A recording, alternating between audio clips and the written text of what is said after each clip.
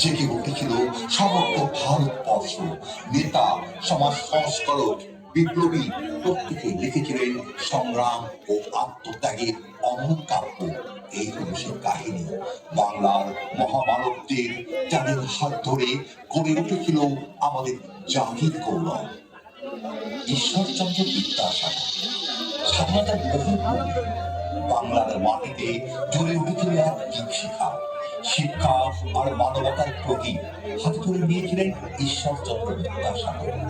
নারীর অধিকার প্রতিষ্ঠায় তিনি ছিলেন অদম্য নির্ভীক।